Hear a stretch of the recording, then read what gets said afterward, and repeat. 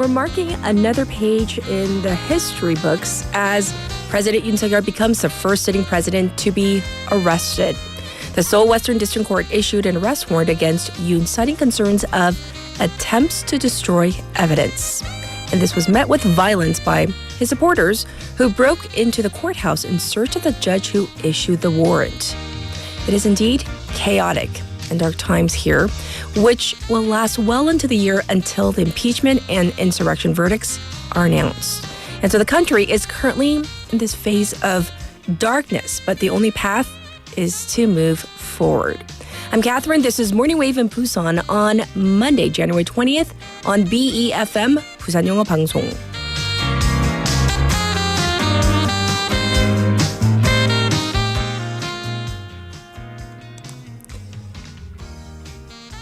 Good morning, Wavers. I hope you're all doing well and you had a restful weekend. So a lot is going on right now around the world as we speak. We have what's happening in Gaza. We have what's happening, of course, in the States with President Trump. However, the last 47 days since the declaration of martial law, we have seen a lot happen. We have seen denial by the president that this declaration was a legitimate form of governance. That's what he's claiming. And of course, his continued silence in front of the authorities. So these matters, they seem to have added up to the first ever arrest of a sitting president. The Seoul Western District Court on Saturday issued the warrant against President Yoon Suk-yeol, who faces charges of having led an insurrection, abuse of authority, and obstruction of justice. The president will be detained at the Seoul Detention Center for a maximum of 20 days, during which he will face investigation from both the Corruption Investigation Office for High-Ranking Officials, which we know in short as CIO, and the prosecution. But the president's attorneys may fight this again, filing yet another legal review of the ruling. And the country seems further divided by his arrest. Hundreds of Yoon supporters stormed into the court building in violent protests, and over 80 people have been arrested. Demonstrations took place across the nation, across the weekend, including here in Busan, both for and against the president's impeachment. So it seems like we're facing maybe months of further investigations and, of course, trials. Both the impeachment trial at the Constitutional Court and, of course, the criminal case that is pending against him. And I don't know. I think we know by now no one is above the law. And we're going to have to wait to see whether the courts, they make their rulings, how they make the rulings in these very serious cases is yet to be seen. All right, for our text topic, later on in Wa글와글, we're going to talk about arguments, fights. So let me ask you this. Who do you argue with or fight with most frequently? Whether it's more of a debating or verbal, quarrels, however you want to call it. I definitely don't want it to get physical, and what do you fight over? 자, 내가 가장 자주 싸우는 거나 다투는 사람은 누구? 그리고 어떤 이유로 싸우시나요? 그리고 물론 싸우지 않는 분들도 있을 것 같아요. What do we call them? 평화주의자? Like very, someone who loves peace, keeping the peace. Don't want to fight with anybody. So I'm very curious as to what your thoughts are. 뭐 의견은 안 맞을 수 있잖아요. So 싸우지 않으면 의견이 잘 안 맞는 사람, we can go there as well. So send in your messages to BFM's live stream, live chat on YouTube. So go to YouTube, the platform, search for BEFM or 부산영어방송, and you can check out the other waivers, the other listeners who are tuning in right now, and you can check out their messages and send your own as well. Also on your phone, pound 9050 샵 9050. That's going to cost you 101. Also, you can reach me for free on Kakao Talk. That's right, we have our own channel. Same thing there. Search for BEFM or 부산영어방송. And the ways you can listen to our program. 90.5 or 103.3 FM. That's if you're in the Busan area on the radio. Also, like I just said, we're streaming live on YouTube. You can also watch again at your leisure. We have two apps, the BFM app itself and also the Papang app where you can listen to our program. It is Monday. Looking ahead to our morning, we have Showbiz Buzz with Michael, and then we have Business Perspectives with Bobby. Our special interview today, we're going to talk about Trump 2.0, the diplomatic impact of President Donald Trump. He is set to be sworn into office this evening. That's Korea time.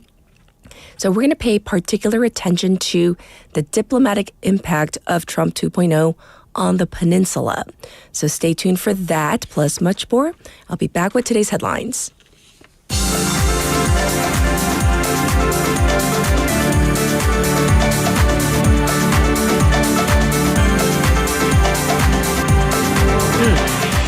It is now 7:06. These are today's headlines. CIO to summon Yoon for questioning later today. The Corruption Investigation Office for High-Ranking Officials, or CIO, said it has requested President Yoon Suk-yeol to appear for questioning later today after he refused to show up yesterday.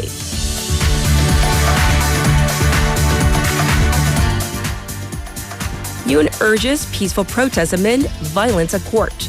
The impeached president urged his supporters to express their will in a peaceful way as the supporters stormed the Seoul Western District Court and wreaked havoc earlier yesterday.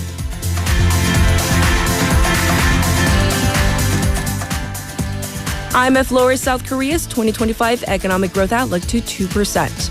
The International Monetary Fund, or IMF, lowered its growth outlook for South Korea to 2% this year, citing downside risks for major economies outside the United States.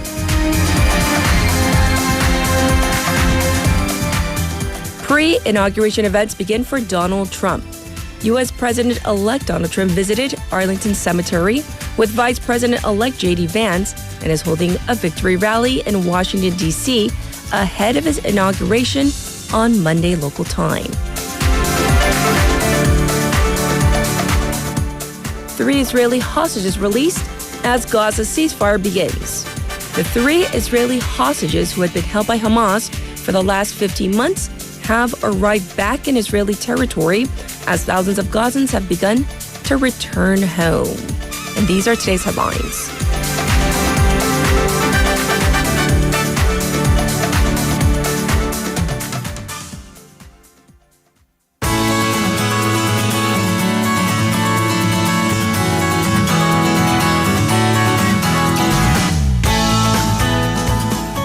It's time for Busan Updates. Let's say hi to Sue first. Good morning. Good morning, Catherine. I hope you had a good weekend. I did. Your voice sounds better. Oh, thank you. I rested all weekend. So let's jump into our text topic. So with whom do you argue with the most? Do you argue with people?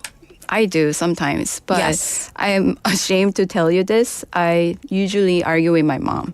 With your mom? Yeah. About what? What are the common themes? Little things. Like, did you wash your face today? Why do you look not so clean today? Things like that. Because I go over on the weekend, right? And then I don't really put on makeup. Right. Sometimes I don't really wash my face. So just once in a while. Because you're going home. You want to be comfortable. Yeah. So she nags you about that. Yeah. I see. Well, you look very washed up today. Very nice. Let's jump to our first update. To teach the importance of tax obligations, teenagers had a license plate confiscation experience class, I hear. According to Yonhap News report, this class was organized by Busan Jingu District and taught to middle school students. According to a Busan Jingu District official, under the Local Tax Act, a vehicle's license plate can be confiscated even if the automobile tax is unpaid just once. Typically, the district issues reminders by phone for up to 2 or 3 instances of delinquency. The automobile tax tends to have a higher delinquency rate compared to other taxes because citizens often do not seem to take it seriously. So enforcement is challenging. Busan Jingu district has approximately 162,000 registered vehicles, which is the second highest in Busan after Haeundae-gu district. Currently, about 13,000 residents in Busan Jingu district have not paid their automobile tax. So that is the total amount of delinquent taxes reaching about 2.3 billion won, 23억 원 정도 됩니다. Oh, wow. So what did the students do? What did they experience? After getting a brief tax education, they wore like blue vests like the staff and went around outdoor apartment parking lots. They used the enforcement device to search for a vehicle whose owner had not paid the automobile taxes. When they found the vehicle, the enforcement device announced this is a target for confiscation. 명치 대상입니다. And in one case, students found a car and its license plate that had already been confiscated by another agency because the vehicle owner still owed money in automobile taxes for 5 delinquent payments. Okay. Since they were unable to confiscate the plate, the staff and students made the vehicle immobile by placing a wheel lock on its tire to prevent the car from moving. Yes, yes. The district states that license plate confiscation is more effective in collecting delinquent taxes compared to general measures such as asset seizure. In fact, 96% of delinquent taxpayers whose license plates are confiscated either pay in full or partially settle their taxes to reclaim their plates. So I see that this education and this program is effective. So hopefully we won't be delinquent on any of our taxes, especially automobile or mobile taxes. All right, next up, cruise tourism at Busan Port is expected to fully recover this year, surpassing the pre-pandemic levels. Yes. Busan Port Authority, 부산항만공사 stated that the number of cruise tourists visiting Busan Port this year is expected to be 171 ship calls and 200,000 visitors. This is a 31% increase in tourists compared to last year. The pandemic had caused a sharp decline in cruise tourism, but recovery began in 2023 with a significant rise in ship calls and tourist numbers. Especially last year, the arrival of the Shanghai origin cruise ship Blue Dream Melody, followed by other cruise ships from China, contributed to the rapid increase in cruise tourists at Busan Port. So what else do we to know about this? So to further boost cruise tourism, BPA plans to upgrade terminal facilities and implement a cruise tourism landing permit system for Chinese tourists. So this cruise 관광 상륙 허가제, the landing permit system allows visa-free entry for Chinese group tourists, 3 or more people, organized by designated travel agencies or cruise operators.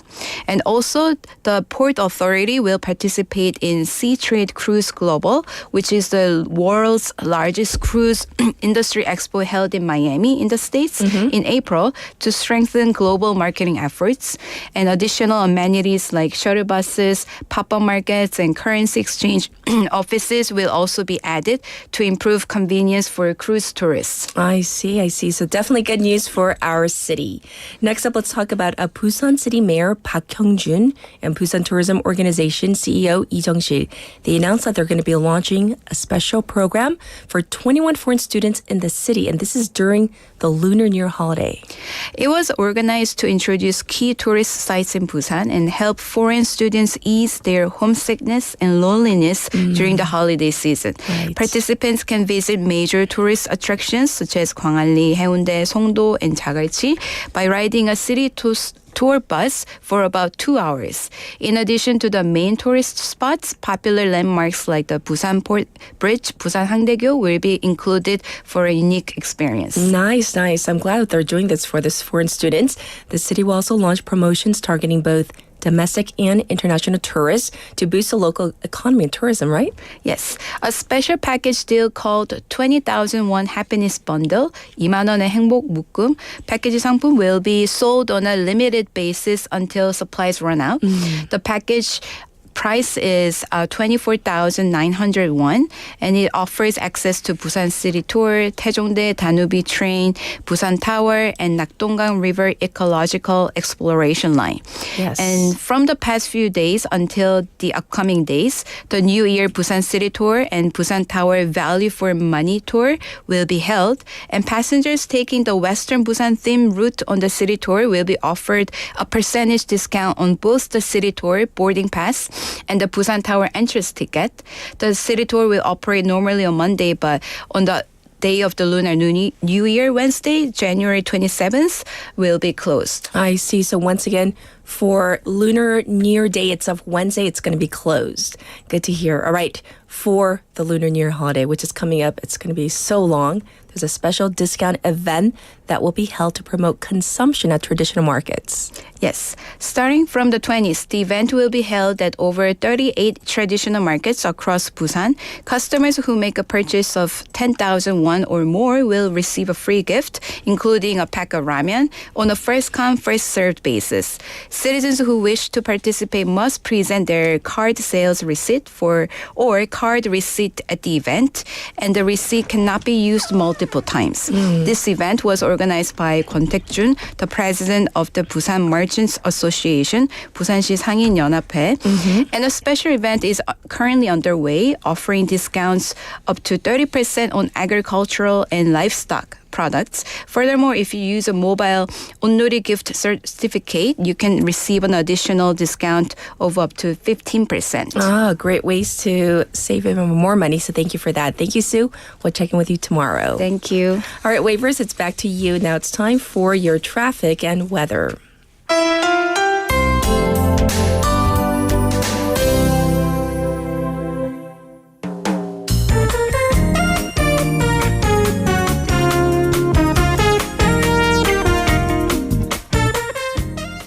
It is now 7:16, and here's your traffic report.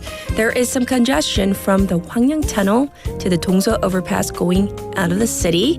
It's also backed up on Gwanmun-daero from Pangnam Tunnel to Baekyang Tunnel. It's also looking slow on Luno Samsung-daero from before the Myeongji Underpass going towards the Shino Bridge. And it's also backed up from the Manduk intersection to Namhae Expressway at the Gupo-Nakdong-gang Bridge.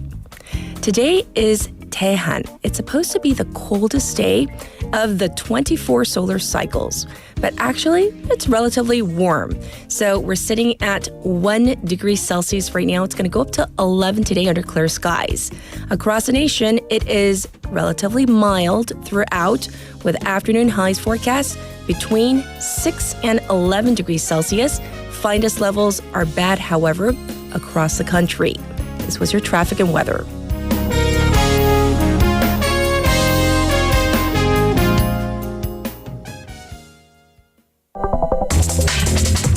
Are you an early bird? Are you up to date on the news? Are you a trendsetter? For all of the biggest issues from Busan to the world and useful information you need, right here on Morning Wave in Busan.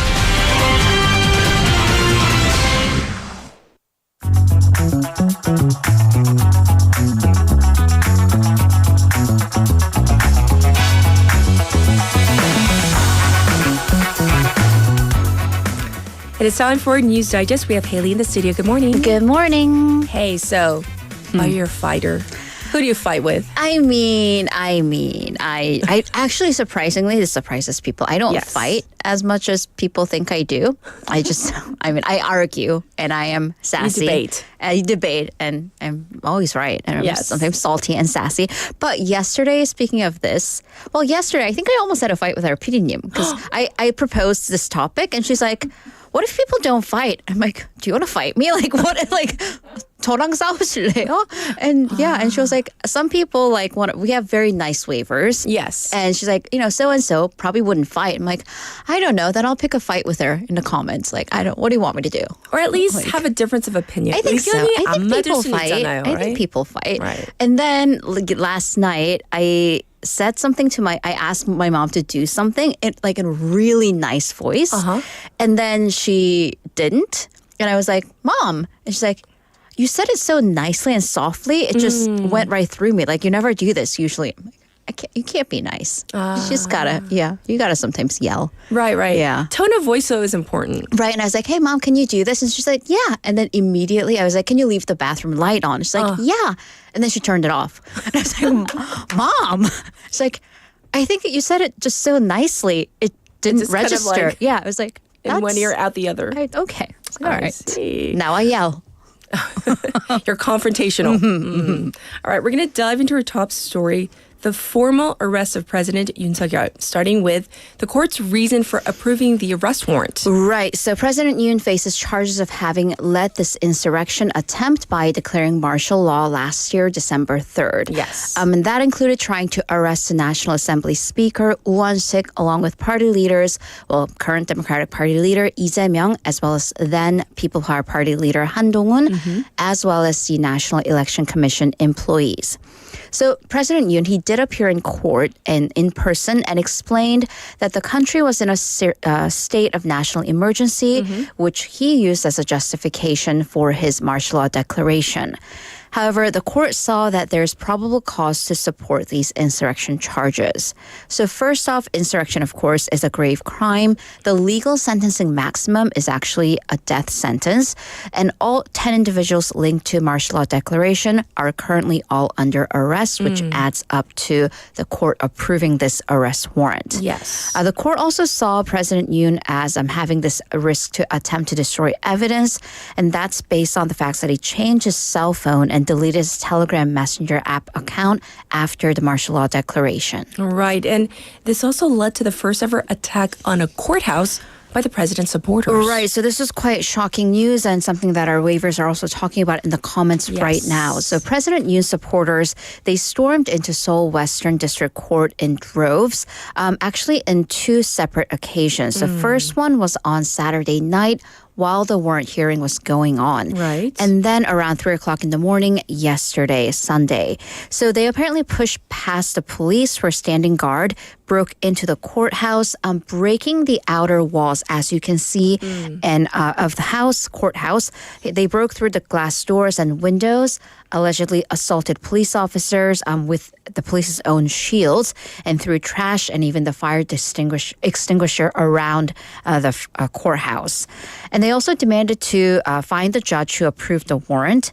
The judge, thankfully, was not in chambers or in the building at the time, and the police have put a protective detail on the judge. The police they wound up dispatching 1,400 officers to get the mob outside the courthouse. And 40 people were arrested Saturday, another 46 arrested yesterday for trespassing. The police said they have put a dedicated team on the case along with the prosecution and said they will track down the other trespassers who incited this. Right. Very alarming to see those scenes. Well, we're going to turn to the ongoing investigation into the insurrection charges.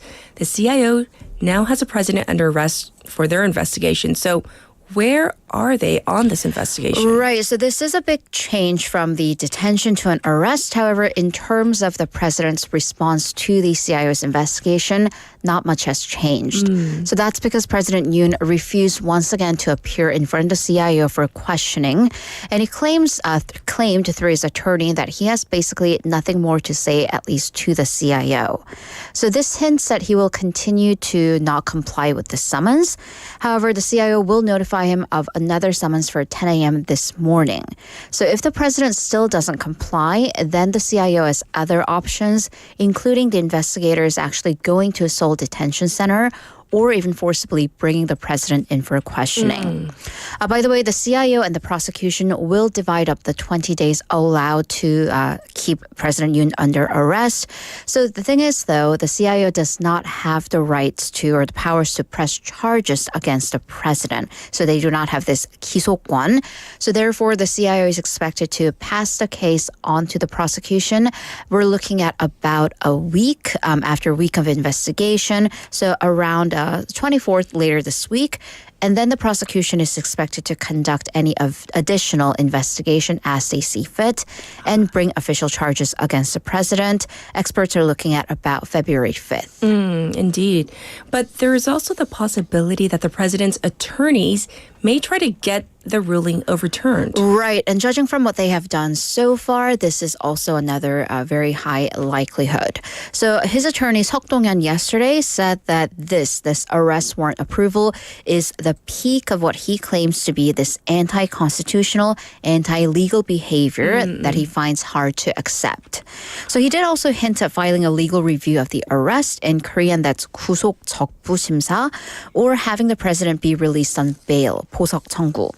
So first, what a legal review is. We saw that with the Seoul Western Court jurisdiction case. So this is to have the court review whether there were any breaches of the law or the legal procedure in an arrest. And if anything has changed between the time of the arrest and the time of the ruling to make that arrest or detention no longer necessary.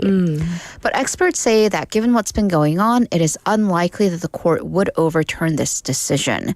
So but the pundits say that if the attorneys do file such requests, this may more likely be a delay tactic or a political one to get the supporters even more mobilized. I see. Well, that's what's happening here domestically. We're going to move on to what's happening stateside. Donald Trump, he's going to be sworn in as president Monday local time. And this is such a precarious time for South Korea, as obviously his counterpart, President Yoon, is currently unable to serve diplomatically. So the National Assembly has sent a delegation of lawmakers. Right. So the key concern in South Korea, which of course we will address later in the special interview, is this potential shortfall in the government's response to the new incoming Trump administration in not only diplomacy, but also economic issues, right? Because there is a very obvious absence of the president. While there is a president, acting president, of course, he wouldn't have necessarily, well, not the same legal powers per se, but the gravitas, so to speak, in international spheres. Right. So to fill this potential gap, a delegation of key lawmakers have left for Washington, D.C. So first, on the official front, there are the 7 lawmakers from the National Assembly's Diplomacy and Unification Committee, headed by People Power Party's lawmaker, Chair Kim Seok-gi, along with ruling party lawmakers Kim Ki-hyun, Yoon Sang-hyun, and In Yo-han, and then also from the opposition Democratic Party side, Cho Jung-sik, Kim Young-bae, and Hong Ki-won. So they will attend the inauguration ceremony and will meet with members, so their counterparts in the Senate and the House Foreign Affairs committees. They'll also focus on concerns over South Korean companies that are working in the U.S., including issues of tariffs and cuts on government subsidies. Right. And then the ruling People Power Party, they formed their own separate delegation led by senior lawmaker Na Kyung-won, along with other lawmakers Cho Jung-un, Kim Dae-sik, and Kang Min-guk. And actually, Cho and Kim were invited individually, and they will meet with Trump Jr. I see. Na Kyung-won in her press release said that she will try to convey the efforts by the ruling party to stabilize state affairs. However, in the same press statement, she called the impeachment, quote, the opposition's insurrection propaganda, 야당의 내란 선동. So there are also concerns of what effect this might actually have. Yes. And to add to that, by the way, President-elect Donald Trump has reportedly made his first known comments about the situation in South Korea. CBS cited multiple sources who spoke to him at Mar-a-Lago, and Trump reportedly joked, quote, everyone calls me chaotic, but look at South Korea. Unquote. Oh. And when he was asked whether he will meet with President Yoon Suk-yeol, he also said, quote, yes, if they ever stop impeaching him. So this wasn't, once again, this wasn't an official statement, but once again, it goes to the concerns of potential shortfalls as this, yes, that is apparently how it's being taken. I see. Unfortunate, of course, to have Korea mentioned in that way. But for now, we're going to turn our attention to Gaza. The ceasefire has now gone into effect. So we're going to go through the terms of the ceasefire deal that ended the 15-month war. Right. So there was a tense bit of a 3-hour delay over kind of the will they, won't they, because Hamas said they cited technical difficulties in getting the names of the 3 hostages they did end up releasing. So once again, this ceasefire is in effect. However, as you can kind of glean from that 3-hour period, it is still precarious. It is still very much up in the air. So the deal was finally signed off by Israel. It was brokered by Qatar, the U.S., and Egypt. A lot of details haven't been officially announced. However, according to outgoing U.S. President Joe Biden, he said it would, quote, halt the fighting in Gaza, surge much-needed humanitarian assistance to Palestinian civilians, and reunite the hostages with their families after more than 15 months. So these three. Stop the fighting, or four rather, get the aids flowing, bring the Palestinians back to their home, and reuniting the hostages. These are the broader strokes. Indeed. And we're going to go through, let's go through the different phases and what rides on each of these phases, though. Right. So this is divided up into three different stages, actually. So stage one, that's in effect to last 42 days. So this is a full and complete ceasefire. So the fighting will stop. And Hamas would release 33 Israeli hostages. And these would focus on civilian women, female soldiers, children, the elderly, and sick and wounded civilians. And in return, they will get a number, unspecified, a number of Palestinian prisoners that are in Israeli jails back. Sure. Also, in terms of where they are on the ground, Israeli troops would pull out of all populated areas of Gaza. So basically, that is to allow for residents to return. And apparently already thousands of Palestinians are going back home. Right. So that was stage one. What about stage two? So stage two is it'll seek to bring a permanent end to this war. So the remaining living hostages, including men, will be released for more Palestinian prisoners in exchange. There'll also be a full withdrawal of Israeli troops from Gaza. However, this is the part that's very precarious. So on Sunday local time, Israeli Prime Minister Benjamin Netanyahu said that his country is ready to resume a war against Hamas should talks for a second phase of the ceasefire fail. And he actually stressed that the ceasefire was temporary, at least in this stage, that Israel also even has the backing of incoming President Donald Trump to resume attacks in Gaza if situations call for it. Yes. So that's stage 1 and 2. Now, what about the final stage? Right. So the stage 1 and 2 are more of the active halts or stops to the war. And then final stage is one that will take years, if not decades. This is the reconstruction of Gaza and return of any bodies of the remaining hostages. I see. So, of course, we'll be holding our breath to make sure that this ceasefire does hold and goes through all the necessary stages. Thanks for reporting on all the news. And, of course, we'll check in with you in hour number 2. Thank you, Haley. See you in a bit. And with that, we're ready for our first song. Here it is, Say My Name by Destiny's Child. Dog Child 99. Say my name. If no one is around you, say, baby, I love you. If you ain't running game, say my name. You acting kinda shady, ain't calling me baby. Why the sudden change? Say my name. If no one is around you, say, baby, I love you. If you ain't running game, say my name. You acting kinda shady, ain't calling me baby. Better say my name. The other day, I would call, you would say, baby, how's your day? But today, it ain't the same. Every other word is a yeah, okay. Could it be that you are at the crib with another lady? If you took it there, first of all, let me say, I am not the one to sit around and be played. So prove yourself to me. I'm the girl that you claim. Why don't you say the things that you said to me yesterday? I know you say that I was doing things. Something's going down, that's the way it seems. Shouldn't be the reason why you acting strange. Nobody's holding you back from me. 'Cause I know how you used to do. When you're saying everything to me times two. I need you to tell the truth. If somebody's dead, then tell me who. Say my name, say my name. Say my name is around you. Say, baby, I love you. Say my name, say my name. Kinda shady, ain't calling me baby. Say my name, say my name. If no one is around you, say, baby, I love you. If you ain't running game, say my name. You acting kinda shady, ain't calling me baby. Better say my name. What's up with this? Tell the truth, who you with? How would you like it if I came over with my clique? Don't try to change it now. See, you gotta bounce when 2 seconds ago said you just got in the house. It's hard to believe that you are at home by yourself when I just heard the voice of someone else. Just this question, why do you feel you gotta lie? Getting caught up in your game when you cannot say my name. I know you say that I was doing things. Something's going down, that's the way it seems. Shouldn't be the reason why you acting strange. If nobody's holding you back from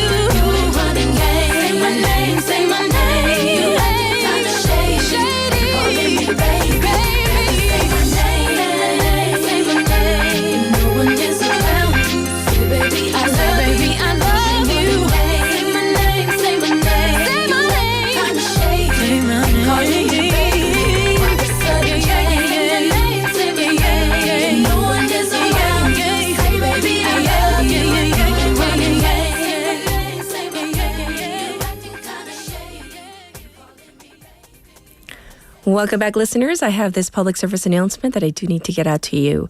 The Korean National Police Agency has issued this public service announcement at 7:15 a.m. on January 20th, 2025 nationwide.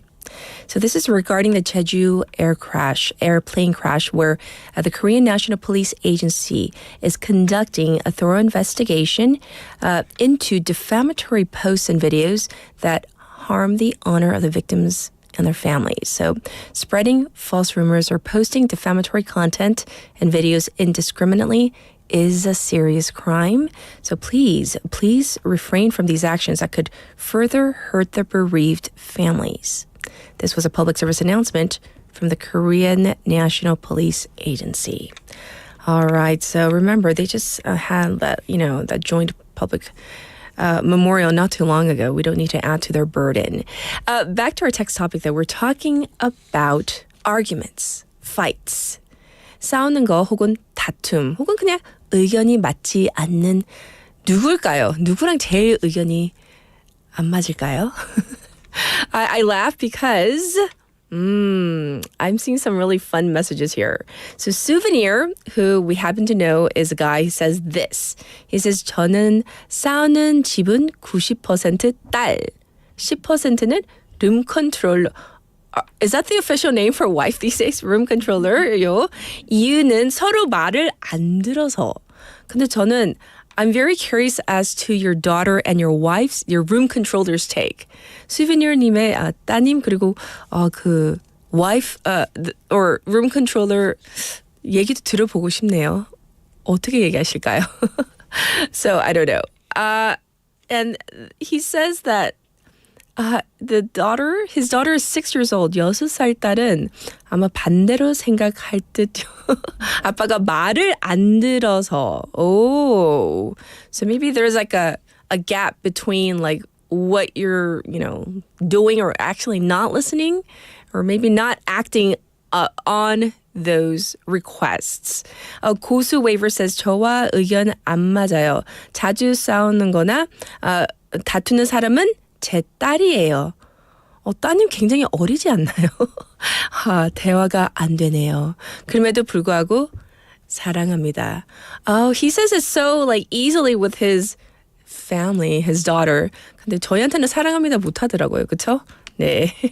So those are the messages for now. And I have to say, I feel so much better today. It's Monday.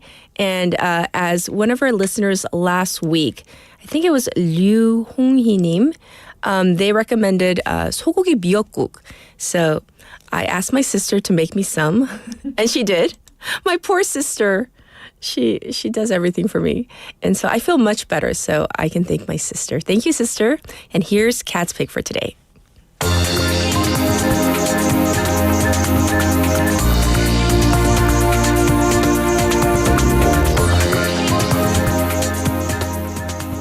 For today's Cat's Pick, I want to talk about TikTok in the US.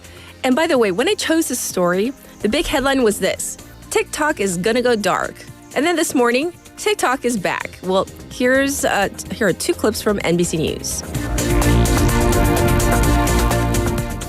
TikTok has gone dark here in the United States. The site and wildly popular app both shut down after Friday's Supreme Court ruling upheld the law banning the social media company from operating in the U.S. unless it is sold by its Chinese parent company. Last night around 10:30 p.m. Eastern, as users tapped into their TikTok app, they were met with this notification saying, you can't use TikTok for now, indicating they plan for the shutdown to be temporary.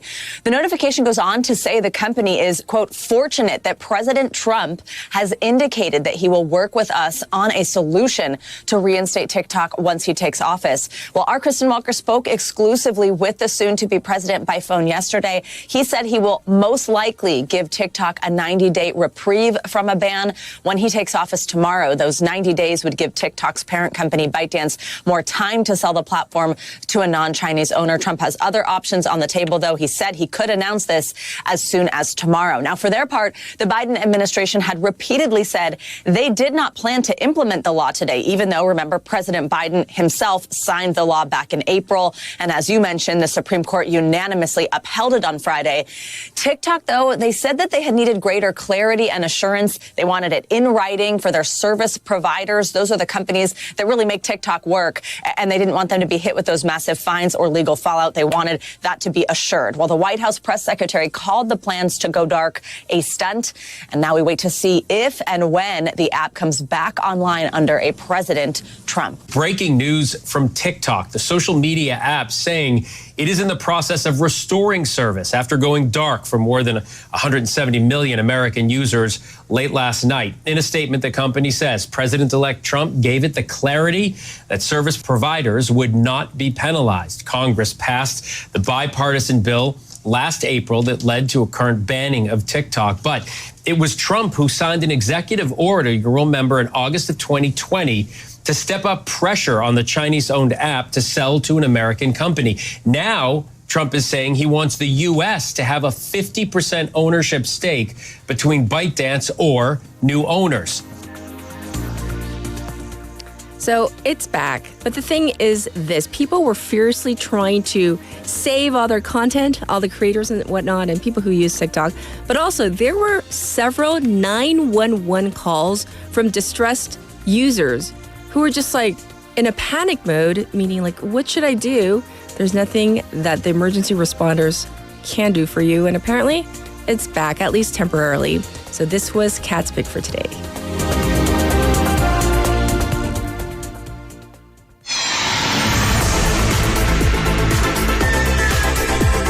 Stay tuned. You're listening to Morning Wave in Busan.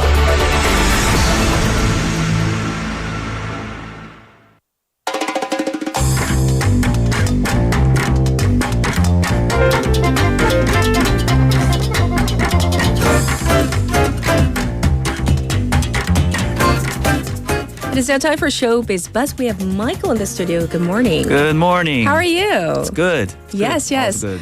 Before we get into our text topic, we have a message for you. One of our waivers says, 마이크님 오늘 느낌이 새초한 성시경 형 같으세요.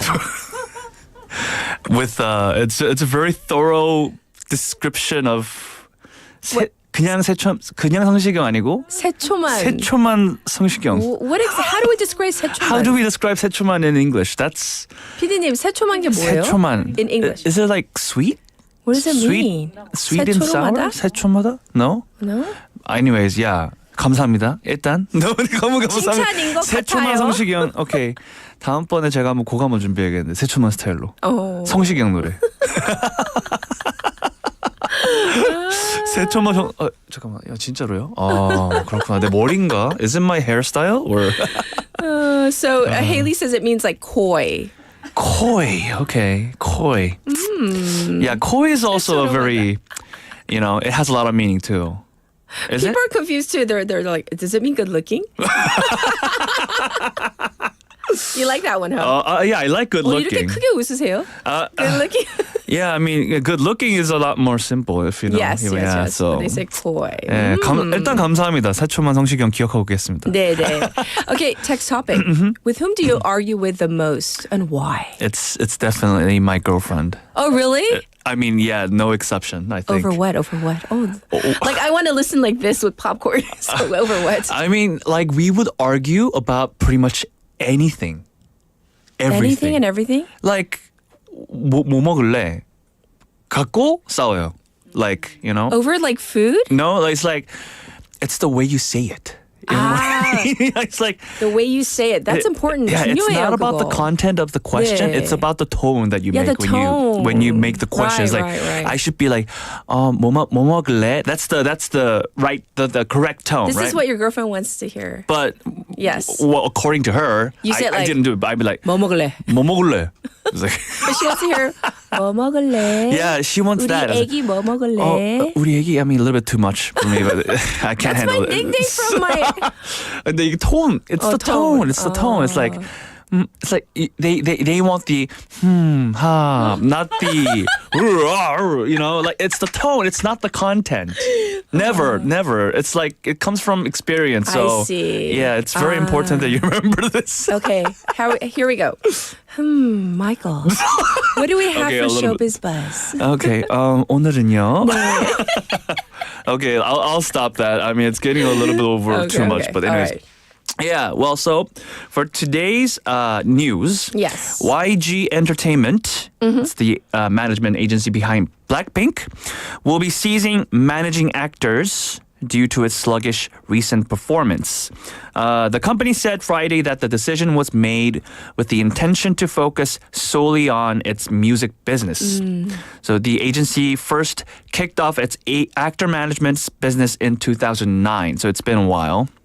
YG Entertainment reported an operating loss of 360 million won Yes. in the third quarter of 2024. So it's just one quarter only, and they are already seeing operating loss.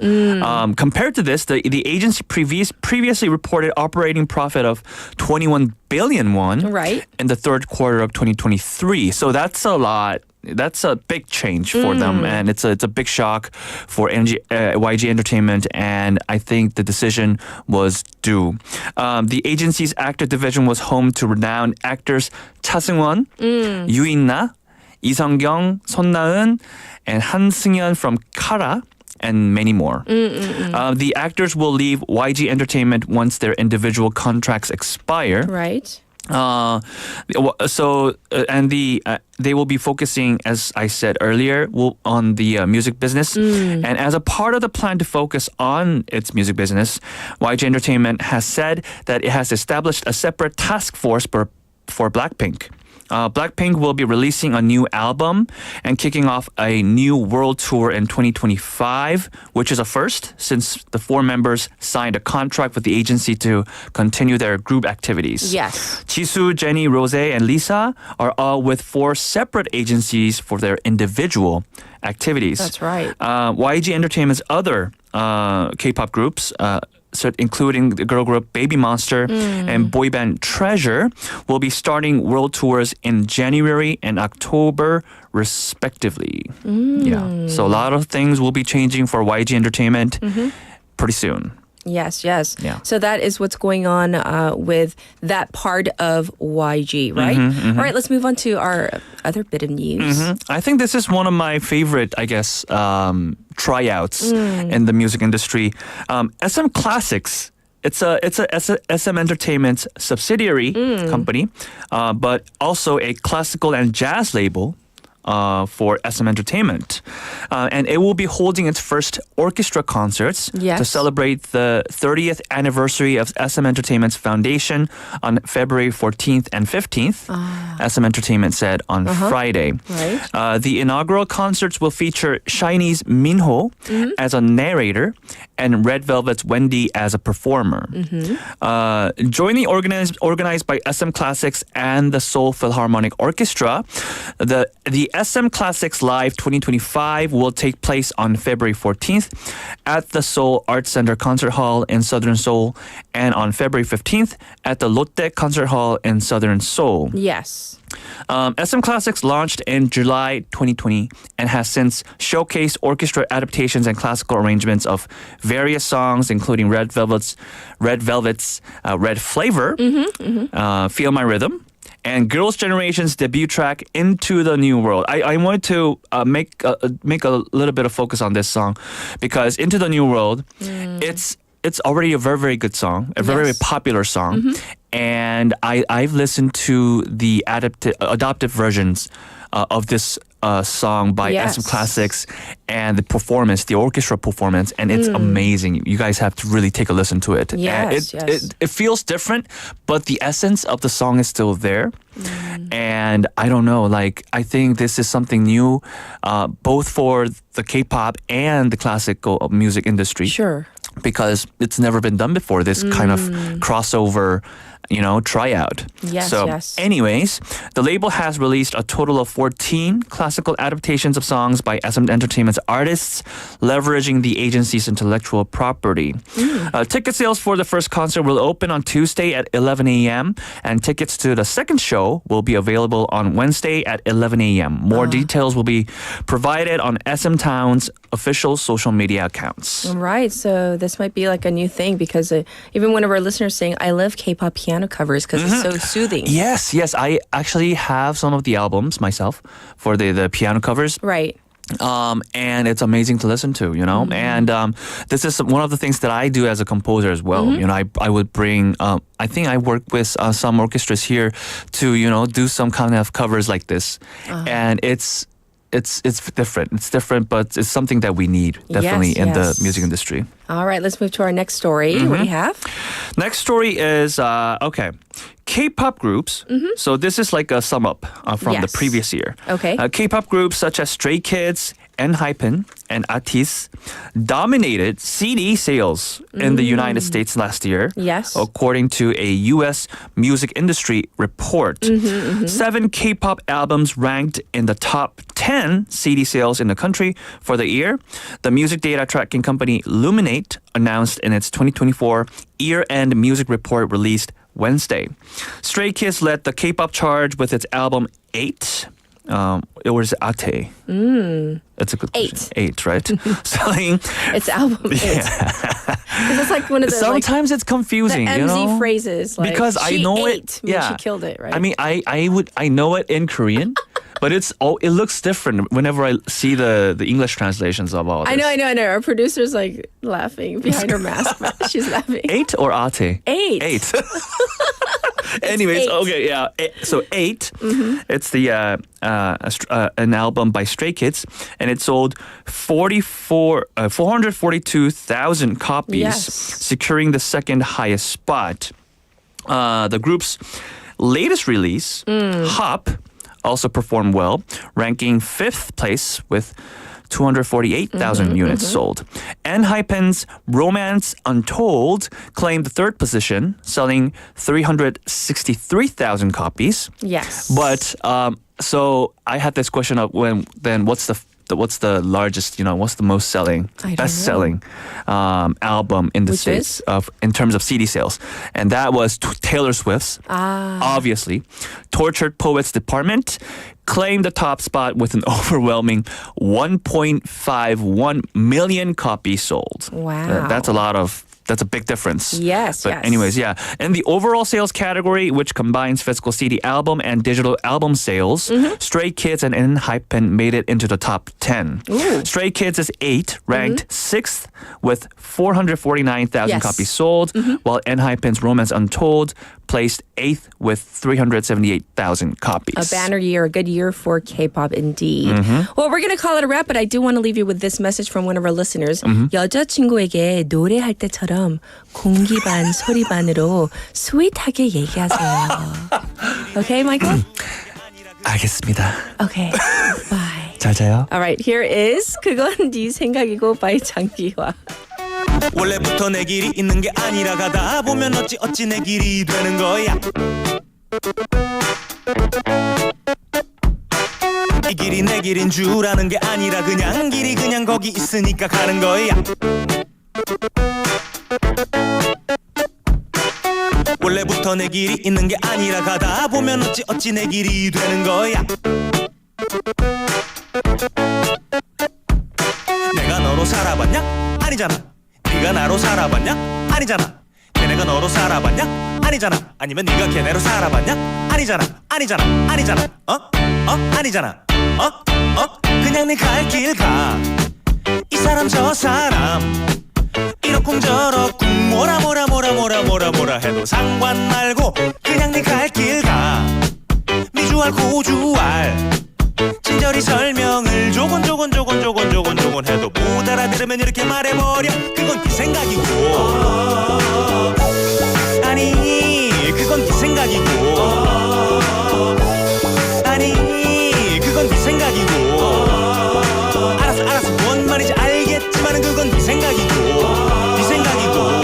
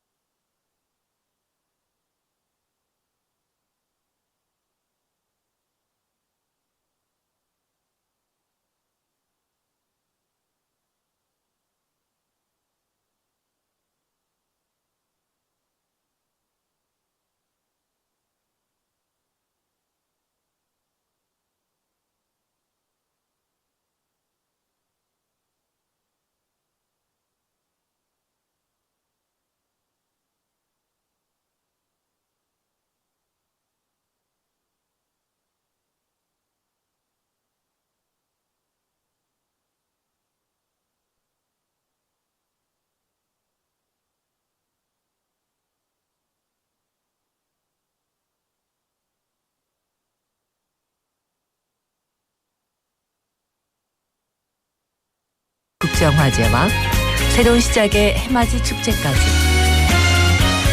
부산의 축제는 우리의 열정을 가득 담고 있습니다. 바쁜 일상은 잠시 뒤로 하고 특별한 시간을 선물 받는 바로 이곳 부산에서 우리의 삶은 축제가 됩니다.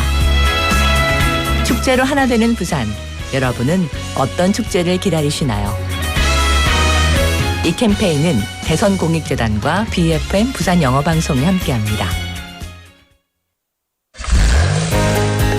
혹시 지금 운전 중이신가요? 어린이 교통사고 피해자 수는 지난 3년 평균 약 9만 명. 특히 어린이 보호구역 안전기준이 강화된 이후에도 어린이 보호구역 내 사고는 지속적으로 발생하고 있습니다. 스쿨존에서는 반드시 시속 30km 이하 서행, 스쿨존 내 불법 주정차 금지, 차량 출발 전 앞뒤 좌우 살피는 습관으로 어린이가 안전한 도시를 만듭니다. 참, 운전 중 휴대전화 사용은 모두에게 위험합니다.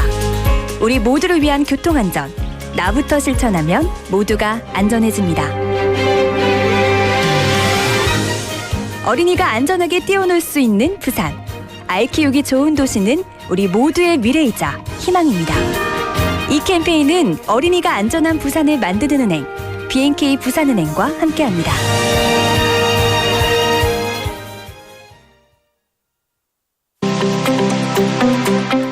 These are the guidelines for action for people in the event of an apartment building fire.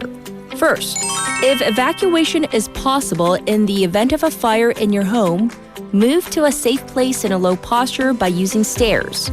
And if evacuation is difficult, move to an evacuation space or block the door gap and call 119 for rescue.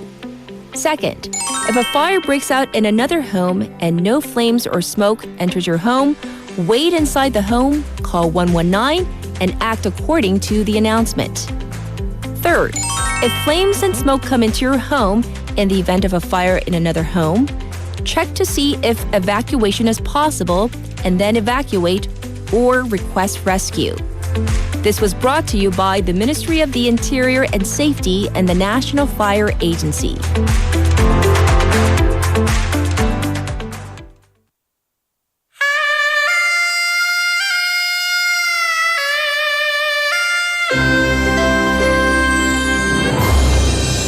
The time is now 8 o'clock.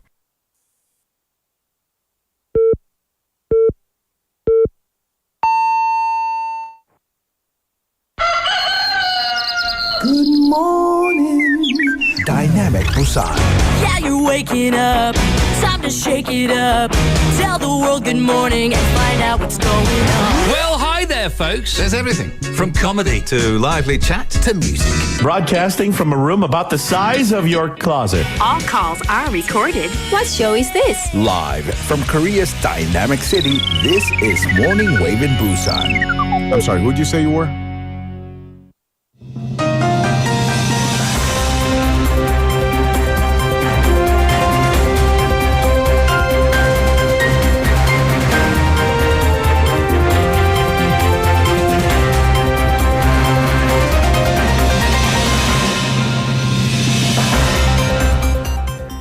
It is now 8 o'clock and this is news highlights. CIO summons Yoon for questioning later today. The Corruption Investigation Office for High-Ranking Officials, or CIO, said it has requested President Yoon Suk-yeol to appear for questioning later today after he refused to show up yesterday. The CIO said Yoon appears to deny the rule of law without any effort to resolve the issue within the judicial system. The Seoul Western District Court approved the arrest warrant for Yoon earlier in the day yesterday, citing risks of destroying evidence. The warrant allows Yoon to be detained in custody for up to 20 days.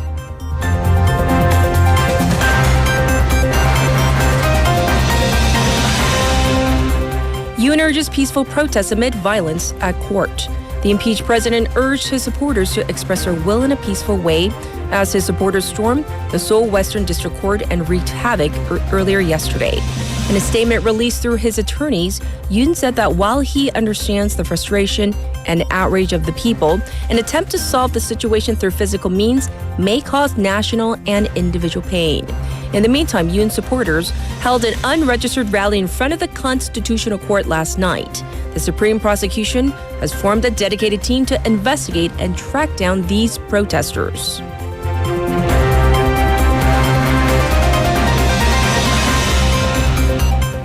IMF lowers South Korea's 2025 economic growth outlook to 2%. The International Monetary Fund, or IMF, lowered its growth outlook for South Korea to 2% this year, citing downside risks for major economies outside the United States. The latest forecast by the IMF marked a 0.2 percentage point drop from an earlier projection presented in October. The growth outlook for 2026 was also revised downward by 0.1 percentage point to 2.1%. The IMF said managing the risks requires a keen policy focus on balancing trade-offs between inflation and real activity, rebuilding buffers, and lifting medium-term growth prospects through stepped-up structural reforms.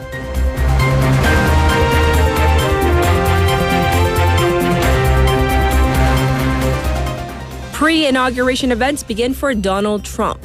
U.S. President-elect Donald Trump visited Arlington Cemetery with Vice President-elect J.D. Vance and is holding a victory rally in Washington, D.C. ahead of his inauguration on Monday local time. Inauguration events will take place indoors due to a cold wave that has hit the nation's capital, but thousands of Trump's supporters have arrived in D.C. In the meantime, thousands of demonstrators took to the streets in Washington, D.C. on Sunday to rally against Trump on the same day the president-elect arrived in the city.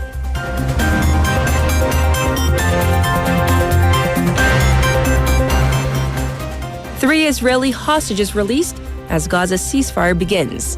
The three Israeli hostages who had been held by Hamas for the last 15 months have arrived back in Israeli territory as thousands of Gazans have begun to return home.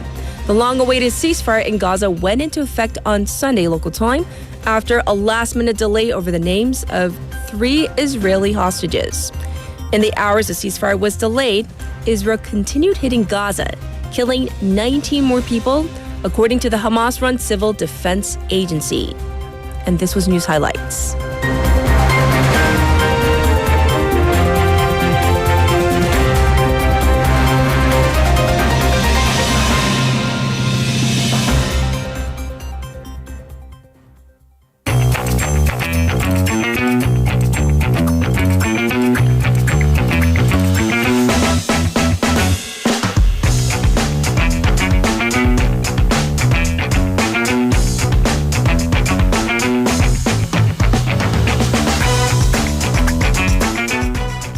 It is now time for Waglwagle. Haley's back. Good morning again. Oh no.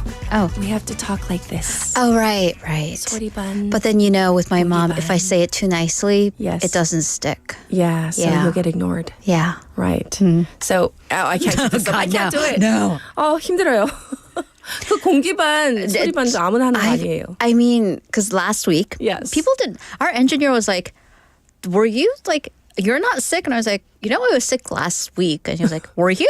And he saw me literally every single morning and we spoke like at length. I'm like, do we, what?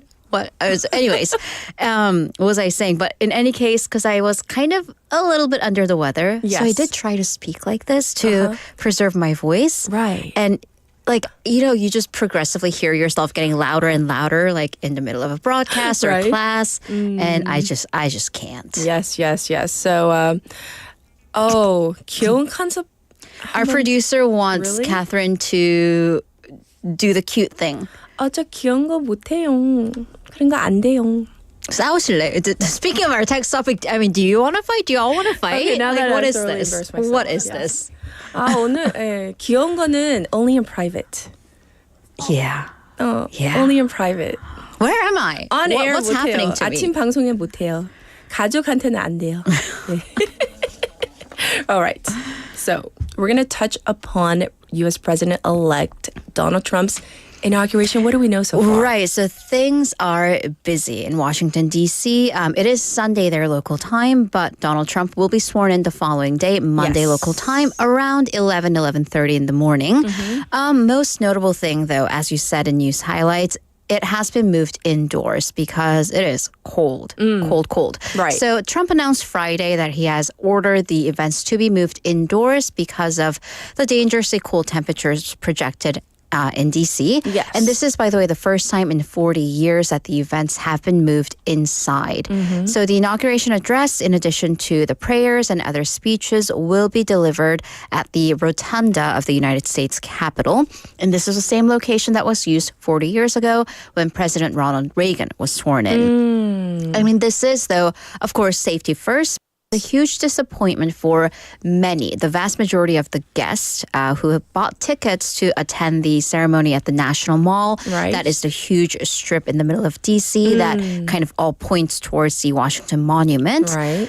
And also for the logistics, the Secret Service and other agencies, they're really trying to get the logistics of the security going now that the venue has changed entirely. Right. And then, so we covered the where, the what, the inauguration, and the who. Who's of course, coming? The guest list. 4 living presidents, Bill Clinton, George W. Bush, Barack Obama, and current President Biden will all attend, as well as Vice President Kamala Harris, who, of course, was his opponent. She's also the one who physically signed off on his election and approved his election as the head of the Senate. Right. They will attend. Not in attendance will be Michelle Obama. This has been very kind of conspicuous because she didn't give a reason. She just kind of basically RSVP'd no. And that's been making rounds, waves on social media. Okay. And another notable group is tech CEOs. Silicon Valley, they have famously been fairly left-leaning in the past couple decades, but they have very much taken a pro-Trump side in the last couple years. Yes. So we're talking Meta's Mark Zuckerberg, Amazon's Jeff Bezos, of course Elon Musk, Tim Cook of Apple, TikTok's Xiao Cho, and Google's Sundar Pichai will all attend. Yes. And then a handful of other foreign leaders, including Argentina's President Javier Milei, Italian Prime Minister Giorgia Meloni. In China, of course, invitation was extended to President Xi Jinping. Right. But no Chinese leader, head of state, has ever really attended the U.S. inauguration. So in his stead, Vice President Han Zheng is expected to attend. I see. So that's a roundup, what we know so far about the U.S. president. And now we're going to talk about the latest controversy involving the president of South Korea. The presidential Right. security apparently put on a birthday celebration for the president. Right, and I do have a clip which I forgot to tell our producer, so I'm going to give her time to find that. Sorry, now she's going to fight me. But in any case, it seems that the presidential security had a rather unique, an extraordinary relationship with the first couple. So I'm citing an SBS report that's been widely cited. In December of 2023, the Secret Service, the presidential security, celebrated the 60th anniversary of its foundation. But planned the event for that celebration as the president's birthday party. It kind of overlapped. And the outlet also reported that there were several musical numbers dedicated to the president. The very famous song, Seasons of Love from the musical Rent, 525,600 minutes of the year. They changed the lyrics to 845,280 minutes, moments so dear, only for the people, referring to how long Yoon has been in office. Okay. And then also, they sang this. Let's take a listen.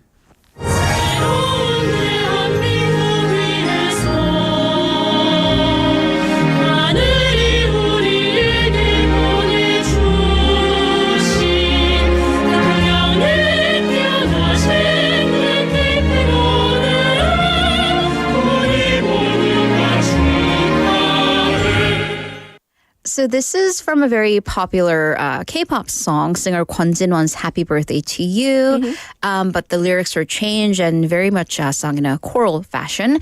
To English translations, we celebrate today a meaningful day for our president who was sent to us from the heavens for a new Korea, unquote.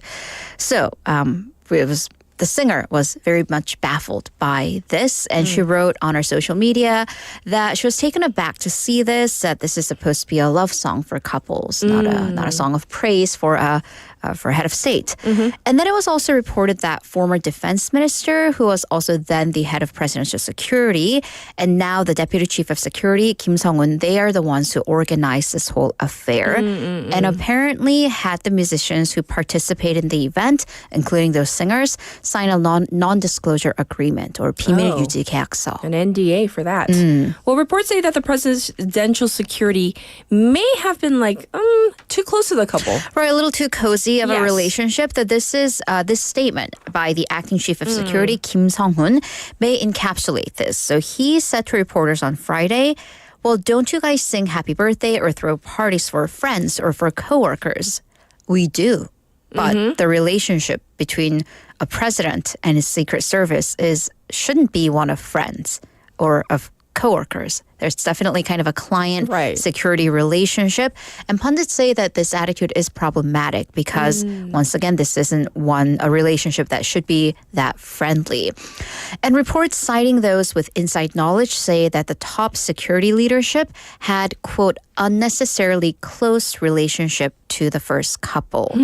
And some experts have taken this and analyzed that this kind of the excessively protective stance we saw from the presidential security in the past weeks may be connected to all of this that's happened. I see. By the way, the principle in protective detail, whether we're talking about presidential security or private bodyguards, is that the security must maintain an appropriate distance with those whom they protect. Yes. So that's what people are waggling about right now.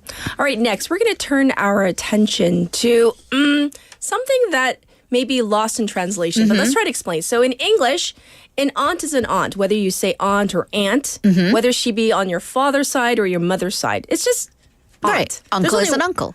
Grandparents are grandparents, right. But in Korean, there are different names, and this is so difficult Oh for my me God. still. Right. For aunts and uncles, depending on whether they are from the maternal side, 외가 쪽, or from the paternal side, 친가 쪽, right? Right. And then you throw in your sibling spouses. Oh, gosh. And I'm like, I can't. Okay. Yes. But here's the thing. It just doesn't stop at a linguistic difference, whether you're an imo, that's, by the way, an aunt, that's your mother's sister, right. or a 고모, which is your father's sister. Right. But there seems to be kind of a cultural difference. So I saw a meme, and they were talking about specific celebrities, whether this female celebrity is emo looking or 고모 looking.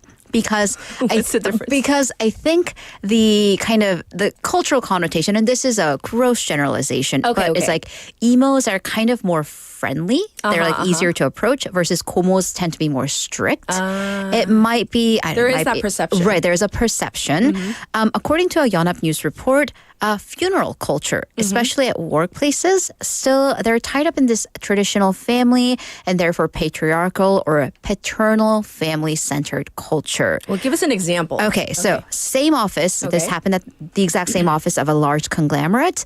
When an employee's uncle, and in Korean that's 큰아버지, it is very important to distinguish that this person was the father's older brother. Okay. He died.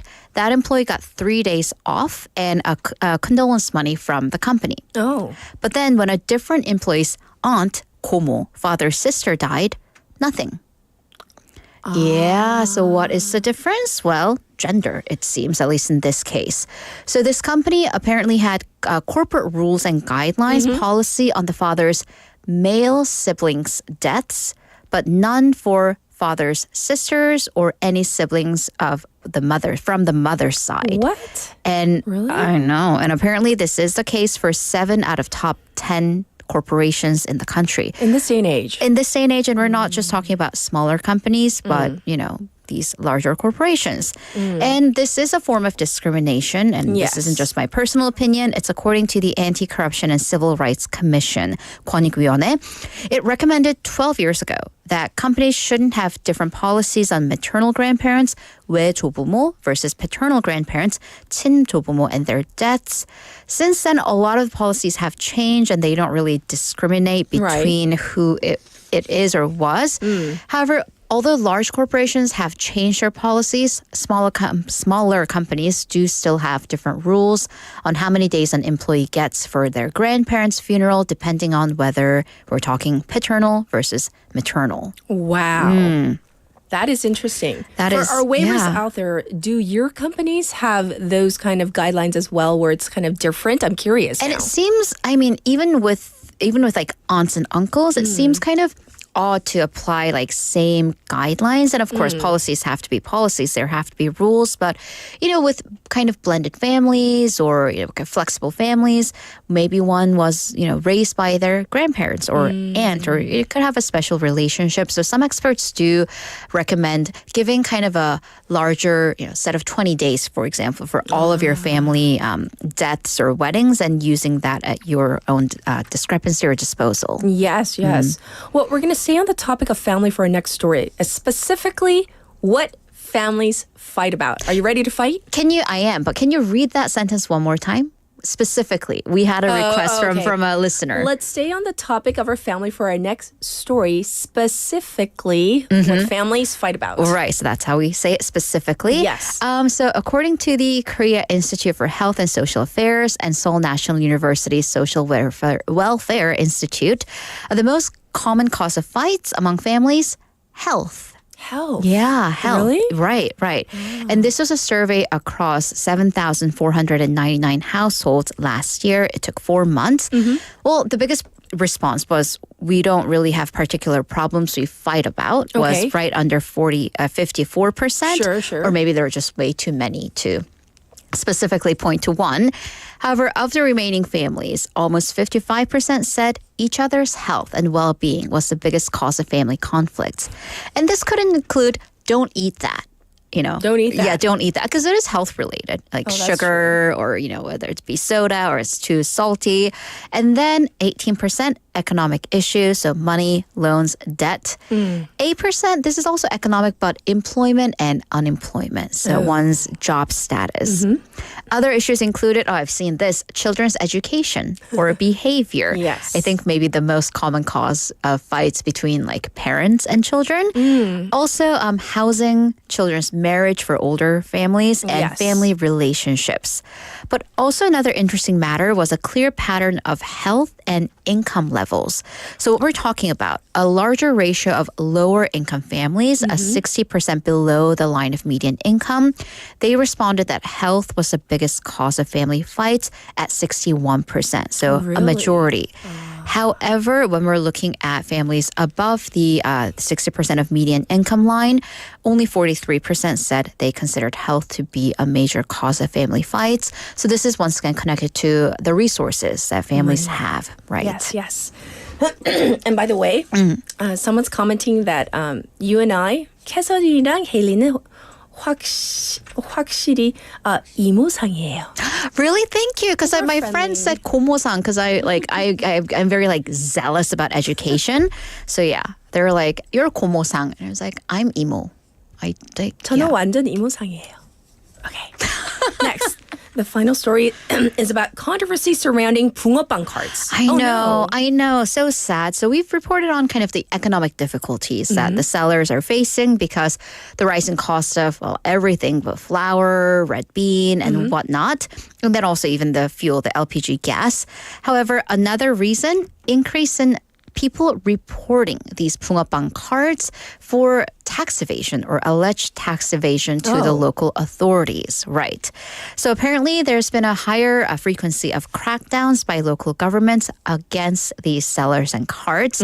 So according to one media report, just the city of Daegu, they've received almost 500 reports about illegal vendors last year, and a lot of them do have to do with the fish-shaped pastry. And then there was also a famous 붕어빵 cart. I don't know if we probably didn't talk about it on air, but it was a little waggly pre-show amongst the three of us in the studio because there was this really like viral 붕어빵 cart on social media because the owner looked like a celebrity. He was people said he was very handsome. Did we? We did. We had a discussion. We had a discussion. I don't remember. We talk about a lot of things. Yes. But then Seoul City, after this post went viral, they received a huge number of civil reports and complaints, and he actually wound up shutting that business down. But by the way, because he was so famous, his vendor is now it got a contract with a large shopping mall. So he himself, this particular person, is fine. However, there is a debate online over whether these carts, some of which are unregistered by their nature and therefore don't pay taxes. I mean, they're technically against the law and, because once again, technically they're evading taxes.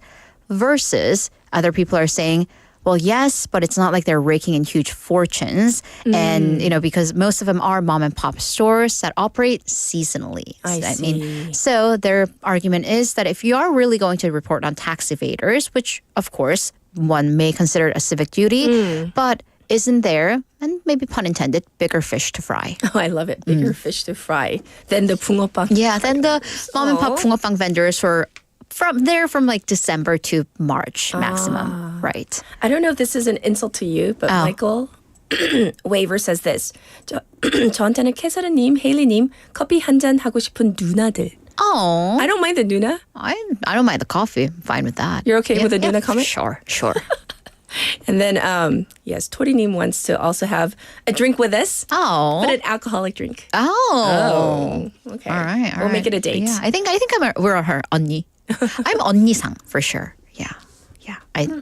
Okay. All right. Okay, bye, All right. Haley. Crickets chirp. Bye. We'll check in with you tomorrow. Thank Bye, you. all of you. Bye. And here's your traffic and weather.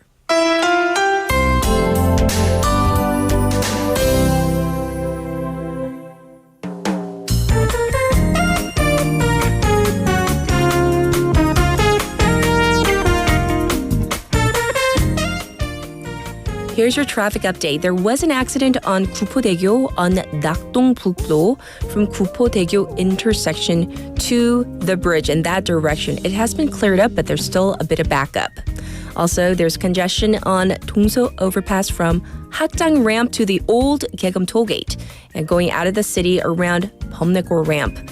Also backed up on 광안 bridge, that top portion going towards 대연동. Looking slow on Pyeonglo from the Wondong ramp to the Suyong tunnel.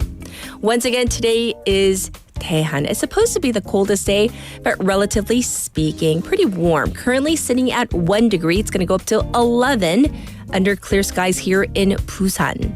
Looking at the weather nationwide, it's relatively mild with afternoon highs forecast between 6 and 11 degrees Celsius, depending on where you are. However, the finest levels are bad across the country. This was your traffic and weather.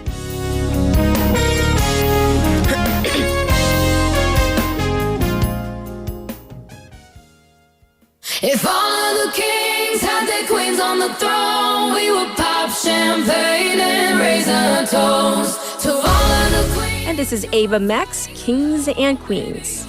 Not dancing on your own. Can't live without me. You wanna, but you can't. Nah. Think it's funny, but honey, can't run the show on your own. I can feel my body shake. There's only so much I can take. I'll show you how a real queen behaves. No damsel in distress, don't need to save me. Once I stop breathing fire, you can't tame me.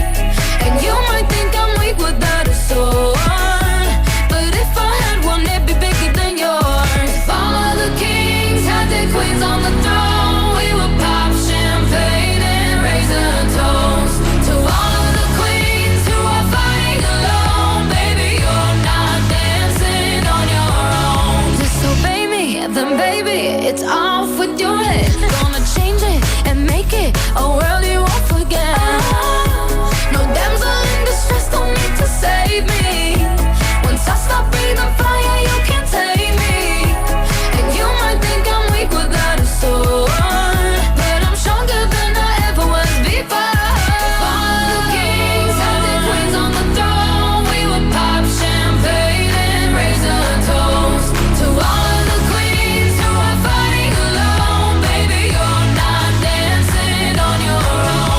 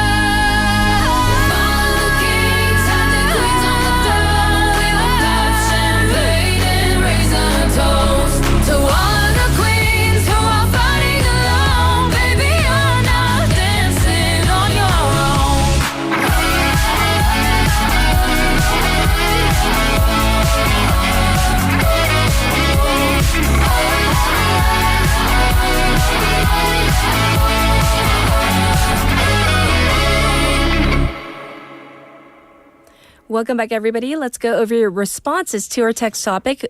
With whom do you argue with the most? Or who do you fight with and over what? So we have a message from Layla who says this. 신혼 때는 남편이랑 치약 앞에서부터 짜는 걸로도 다퉈보고 화장실 휴지 다 쓰고 새 걸로 안 재워 놓는 것, 양말 뒤집어서 빨래통에 넣어두는 것 등등 많았지요. 그래도 12년 살다 보니 이제는 서로에게 알지만 눈 감아주는 것들이 생기는 것 같아요. 평화 유지군이 아들이 태어나고서요.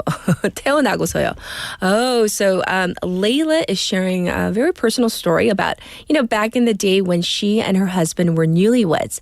They would argue about the littlest things, like about the toothpaste, about, replenishing the toilet paper. Oh, that's a pet peeve of mine, though. And also, the socks inside out. There's always somebody in the family that does that. But she said after 12 years of living together, of, being married, there are certain things that you grow accustomed to. Like you see it, but you just let it kind of fall by the wayside. You let things go. I think for me, I argue probably the most. We don't argue that much, but when we do, it's with my roommate. We argue about, I guess, usually about the tone. 그러니까 말투 때문에 다툴 때가 있는 것 같아요. 그러니까 서로에게 예쁜 말투로 하면 항상 그러면 얼마나 좋을까요? I mean, to always be so polite and whatever, it would be great. So what we try to do is when we speak Korean, 서로 존댓말해요. 그러면 이제 I feel like we fight less. And then when I am in fighting mode, I switch to English. Yeah, because I don't want to use the 존댓말. Yeah, I want to just go with your name and then just go from there. And it's like, it goes on and on. But anyhow, so usually though in Korean, we try to, use the honorifics. Well, we're going to get to our special interview. I'll be back in just a moment.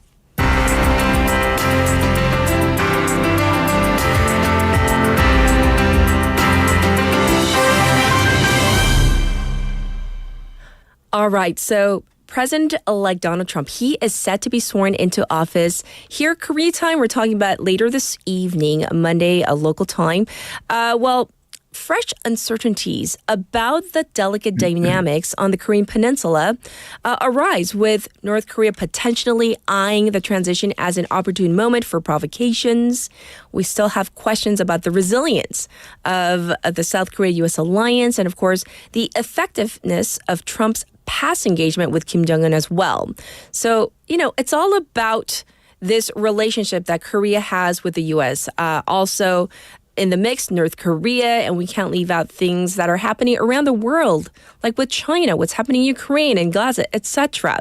So joining us today as we look into what we might expect with the new Trump 2.0 administration is Professor David Kang. He's the Maria Crutcher Professor of International Relations at the University of Southern California. Hi, welcome to the program, Professor.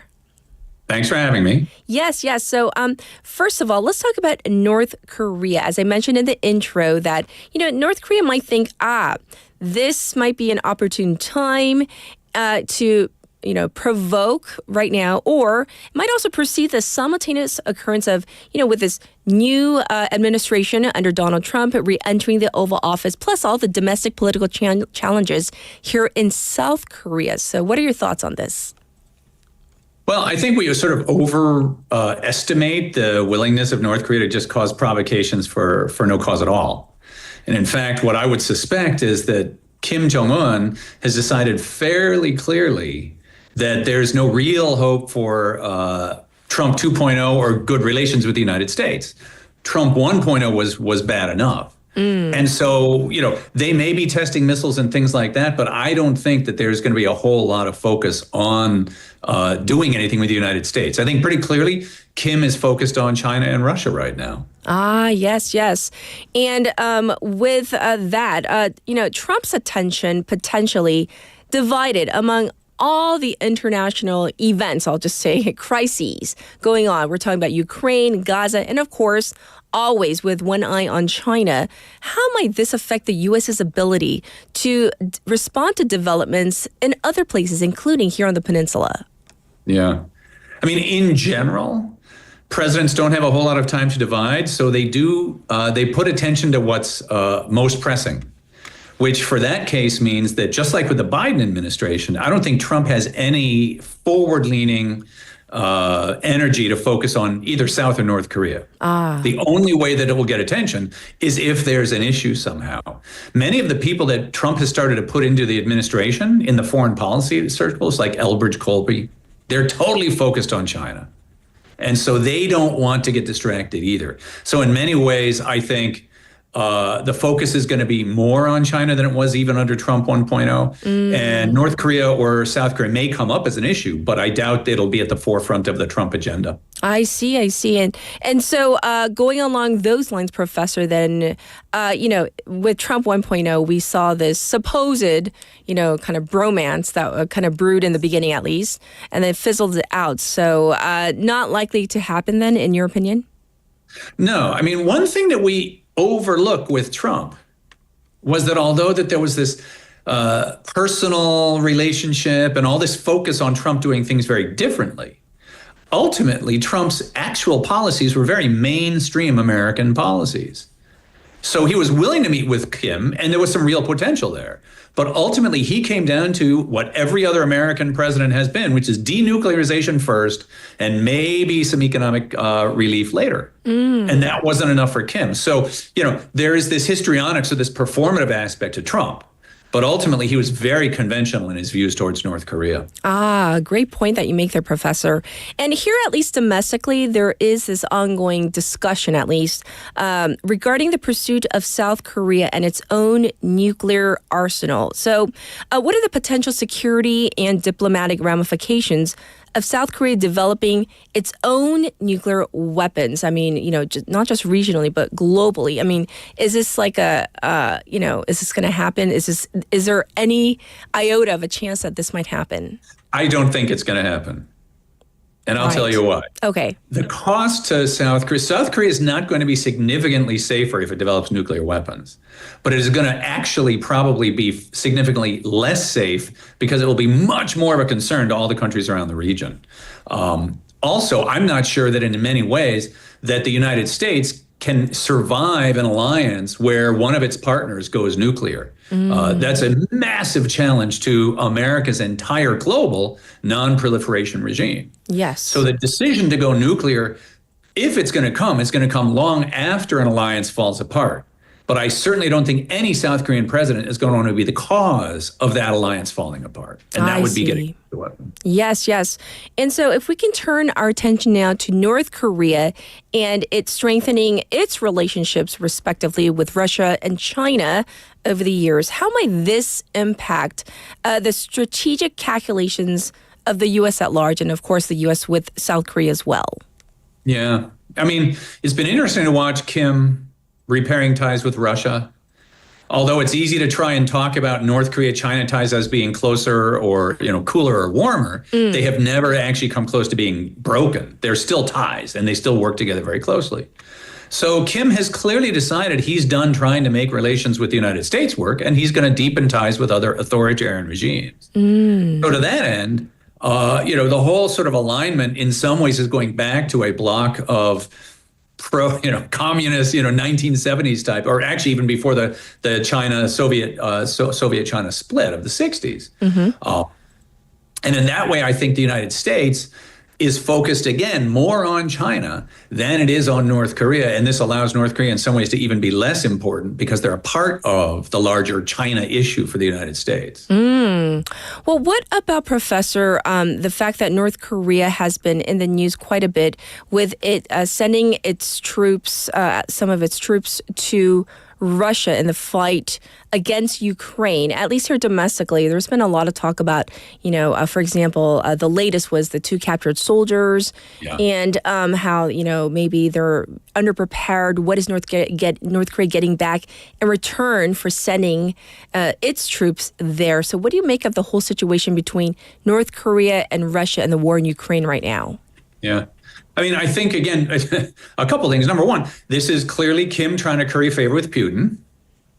I don't think the number of troops or the quality of these troops is going to make a difference. I think it is mostly symbolic in that sense. Yes. I mean, anytime you're getting help from North Korea, which has outdated equipment, poorly trained troops, you are in trouble, right? I mean, this is not the best trained or equipped military. But I think it's performative, or it's a symbol of Kim helping out Putin, and for that reason, I think it matters a lot because it's helping to cement those relations, even if I don't think it makes that much of a difference on the actual battlefield. A lot of pundits and regular everyday observers are very much worried about the defense cost sharing issue that South Korea has with the U.S. because last time under Trump 1.0, there was a lot of talk about how he wanted to raise the cost of stationing the 28,500 U.S. troops here in the Republic of Korea, South Korea.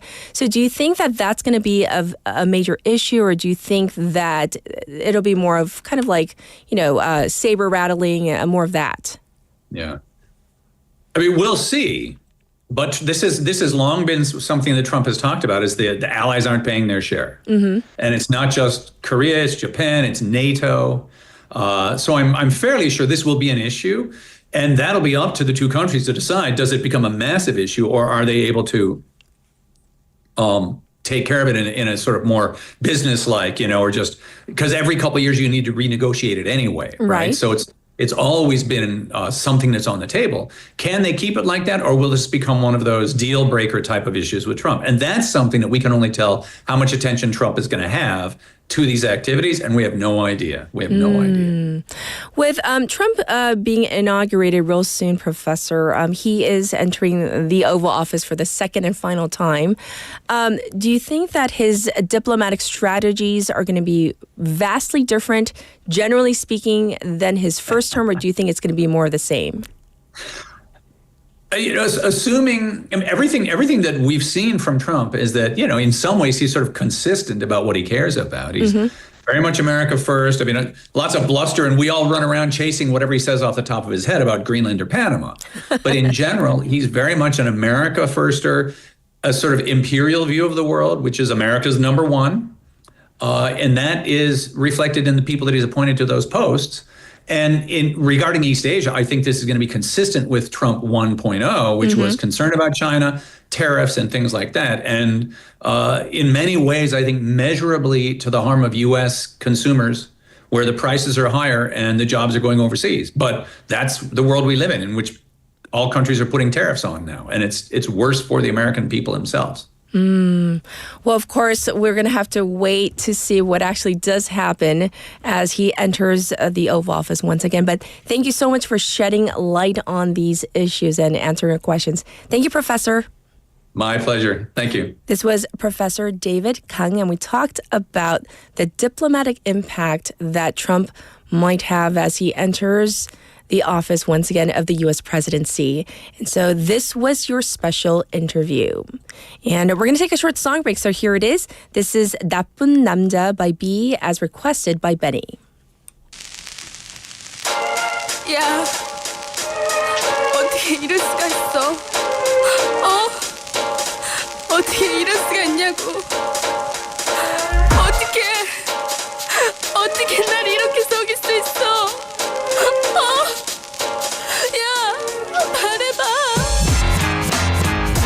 나는 그대 가질 수 없는 형편없는 남자기에 넌 봐선 안 되는 아름다운 여자이기에 달려배야 깨끗이 잊어버려야 하는데 왜 그렇게 하지를 못하고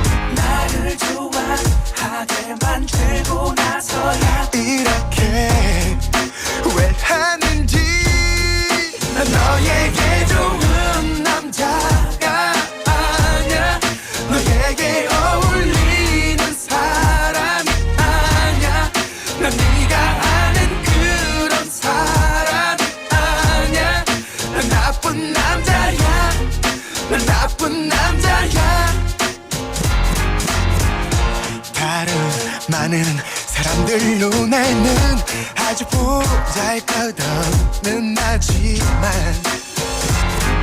너 많은 나를 너 하나만큼만 나를 사랑하게 하고 싶었어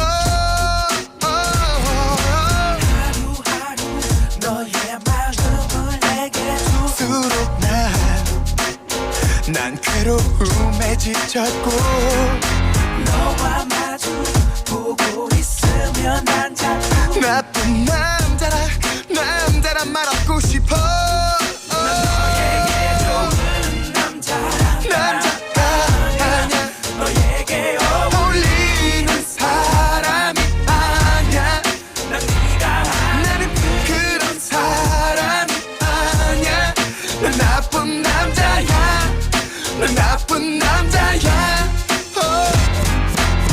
미안해 씨 처음부터 이럴 생각은 아니었어 네가 날 정말 좋아하게 될 줄은 몰랐어 그냥 조금 만나다 말려 그랬어 정말이었어 너를 아프게 할 생각은 없었어 미안하다는 말 아무 소용도 없겠지만 미안하다는 말밖에 할 말이 없어 하지만 널 진짜 사랑했어 난 너에게 좋은 남자가 아냐 너에게 어울리는 사람이 아냐 난 네가 아는 그런 사람이 아냐 난 나쁜 남자야 난 나쁜 남자야 난 너에게 좋은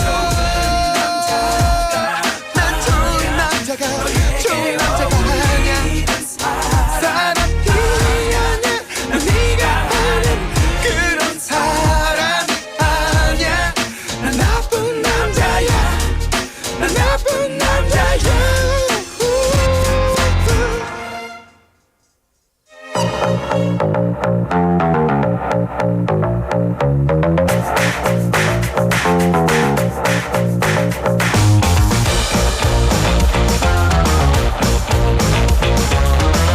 It is time for Bobby and Business Perspectives. Good morning. Good morning, Catherine. How are you? Doing pretty well. Yeah. So I remember that last week, because I want to squeeze in as much as possible, Yeah. we were talking about the Consumer Electronics Show, CES 2025, right? Yes. So, just it always happens around this time of year. So just wanted to, it just wrapped up last week. And, what we went over last week were kind of like the products, the innovative products that caught a lot of people's attention. And then we were going to go to some of the underwhelmers, we call them. But before we go there, Catherine, I want to do a kind of a back and forth with you. I'm going to relist some of the winners. Okay. And of those, which one really caught your attention of them all, okay? Okay. Here we go. So, the winners of this year's CES, NVIDIA, they have a new series of graphics cards that they introduced. Yes. Most powerful card in the series is going to set someone back almost $2,000, but it's supposed to have some performance upgrades over previous generations, so that's one of them. Acer, they introduced an environment-friendly laptop. Yes. Made partially from oyster shells, okay? Right. Sustainability, so if you're into that. AI technology that's infused into our TV sets. So like the Samsungs and LGs, they really want to optimize audio-visual settings, recommend content, and personalize one's TV experience. Yes. Another product was the electric spoon that makes things taste saltier. Yeah, this one was kind of like, For those. I like this one. Okay. The sleep earbuds, right? That was another big one. Blocks a lot of the outdoor noise, has a little built-in app for a timer as well as for an alarm. Right. Another product was, the functionality was it fully charges your phone in seconds. Right? So that was one of those where you pop it into a hub where But they have it 5 kind of swaps. Yeah, swaps it battery out. packs out. Right. Yeah, so that's the whole concept there. Because I was like, I need this like right now, stat. Yes, yeah, bam. Like 3 seconds, yeah. The last product that caught people's attention was the Robo Vacuum that has an arm, so you don't have to necessarily clear out your floor before the Robo Vacuum starts, because it'll pick stuff up like clothes or toys off I the ground. saw a commercial for this. You did not. Are you serious? I swear yesterday, and I thought about you. Because I remember you mentioned this, right? Yeah. So it was, I can't even say the brand. I don't remember what brand it was. It was like going up like a kind of like a half step. Yeah. It was going up. Yeah. And then it kind of removed whatever items. was in his way. Really? It moved up a step. It goes up steps too. It was like a half step. A step. Yeah. Like not like a major step. Right. I was like, ooh. That's interesting. But I was half asleep, but I'm pretty sure I'm like 99% You were sure. dreaming it, were you? No. I'm 99.9% sure. Definitely went up the half step. Yes. Wow. And it was it had a little arm and it kind of moved things out of its way. Wow. You So I was saw like- one. There you go. Yes. It's out there already. All right. So, Catherine. Yes. Any of these products, like you're like, oh, this resonates with me. I could see myself using it. Oh, the phone thingy? And maybe I definitely like the electric spoon. Because, like, we're supposed to eat, less salt, consume less salt. Yes. Because, like, makes you, bloated. It's bad for your, everything in your body. But less salt, like the simple ones. I like that. I like that one too. And I hope that the function comes out where they could eventually make it like saltier, less saltier, like with a lever. That would be kind of cool. Ooh. Ideas. Yeah, definitely. To make it even better. Yeah. All right. So, cool. So, waivers out there. If you have any ones that caught your interest, you can go ahead and text that in if you'd like. Yes. Underwhelmers. Okay, things that were... Yeah. I mean, we always get all the glitz and glamour of CES, but some that people are like, All right. Spicer Intelligent Spice Dispenser. What? What is this? So basically what it is, it's an intelligent touchscreen spice dispenser.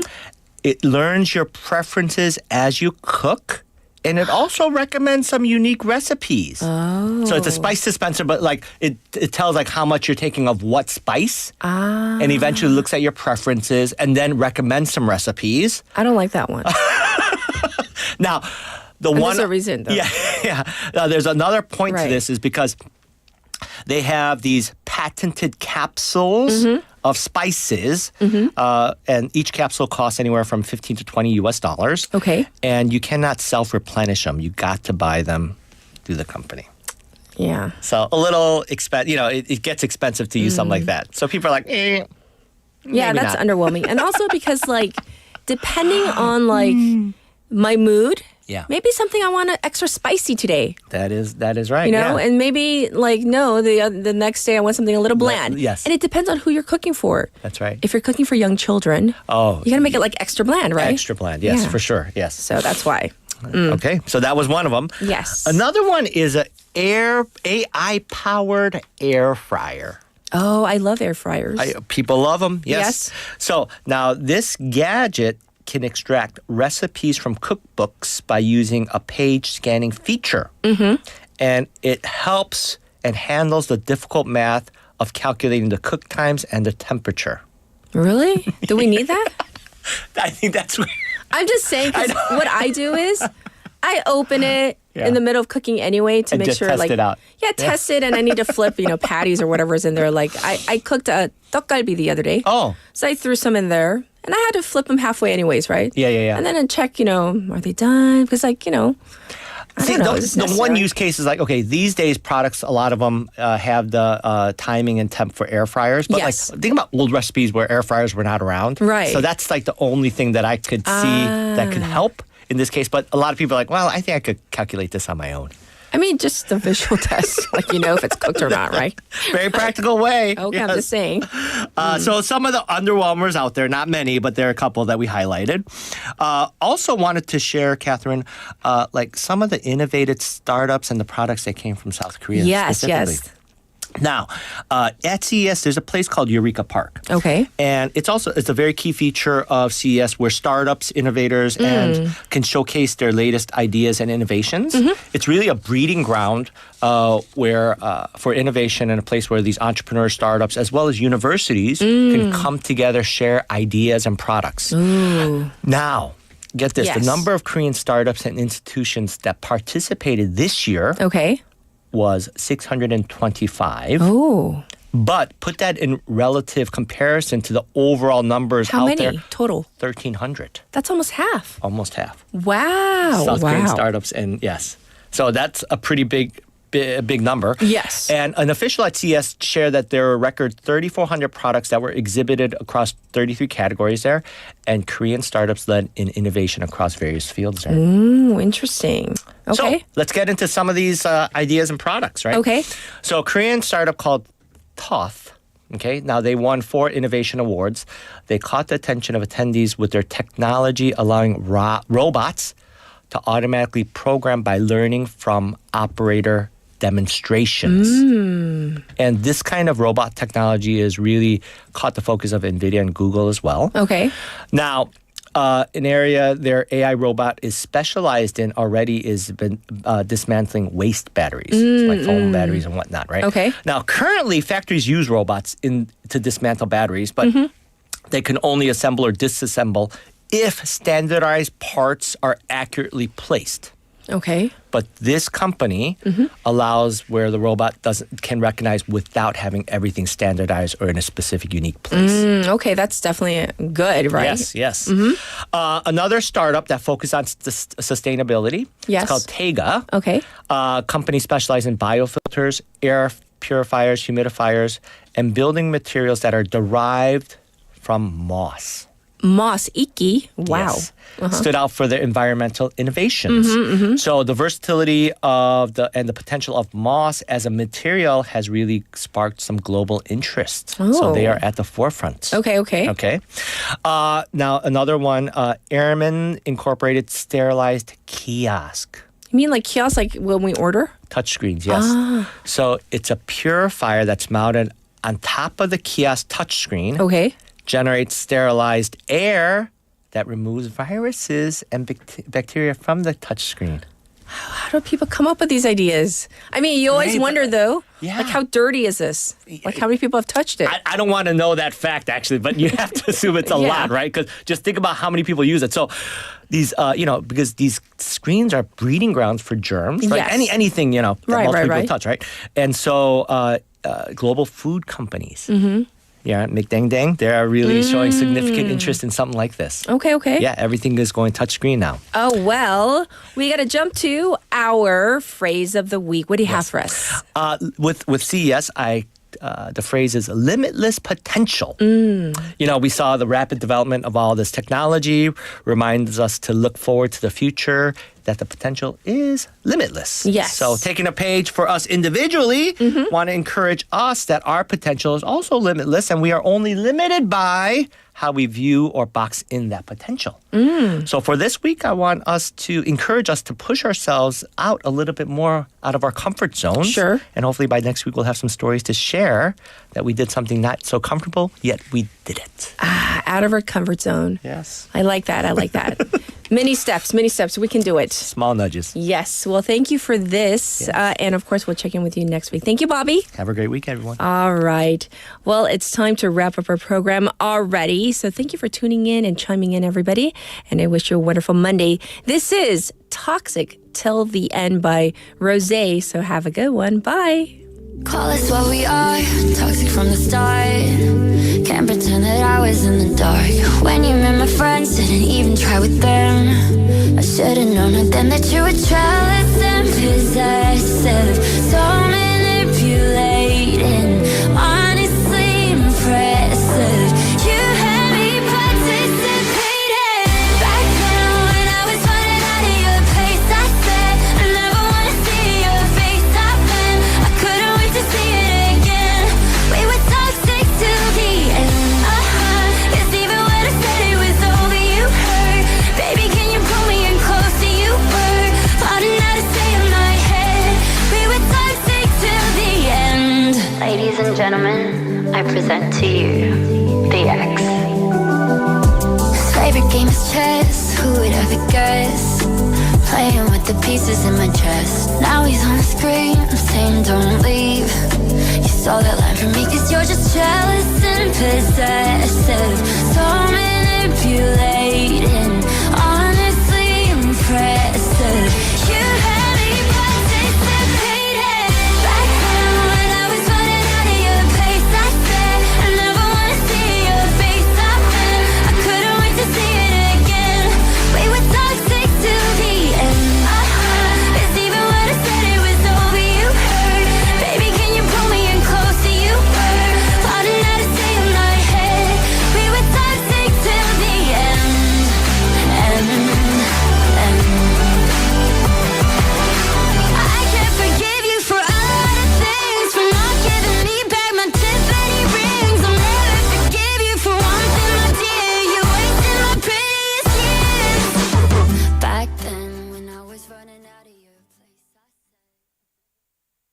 귀뚜라미는 지키겠습니다. 지진으로부터, 가스 누출로부터, 환경